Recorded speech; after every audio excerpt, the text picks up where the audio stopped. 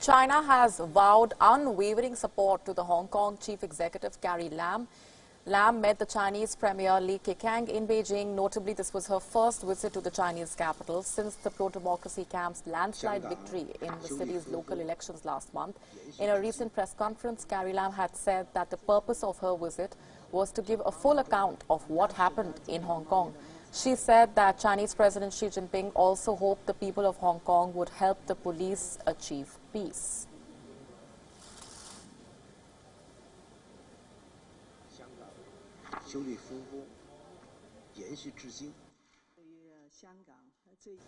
The purpose of my duty report is, of course, to give our leaders a full account of what has happened in Hong Kong in the last 12 months. This year is a rather special one because in the last 6 months, Hong Kong has been haunted by this social unrest, disturbances, and violent acts. So I spent a bit more time to give them an account of where things stand. In his opening remarks, President Xi Jinping also mentioned that he very much hoped that all sectors in Hong Kong society will join hands in order to achieve this objective of ending the violence and return Hong Kong to a normal situation. So that has also been my appeal over the last few months. The Hong Kong police, meanwhile, saying that protesters were using peaceful gatherings to cover up violent acts. The statement comes a day after the police and protesters clashed once again, protesters smashing glass panes and blocking entrances at a mall. On Sunday, a group of masked protesters marched through several malls in Hong Kong.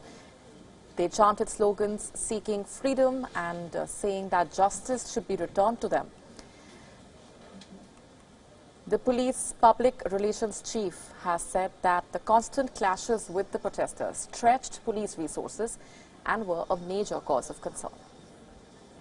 History repeats itself.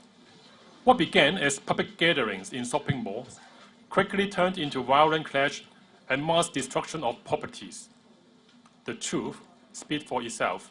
The so-called song singing or slow chanting were all covered up for the rioting act that followed.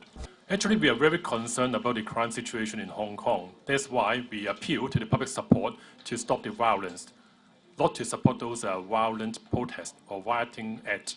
Because all those criminal behavior, we need to spend a lot of manpower quite extensively to handle those incidents. And that's why we need to readjust our policing resources on the day-to-day policing. And we appeal to public support. Without public support, we won't be able to maintain a very low crime rate. I think all people in Hong Kong would like to see a safe city. We used to be a very safe city 6 months ago, but somehow we're facing a lot of challenges by those rioting acts and the violent protesters and unresponsible behavior.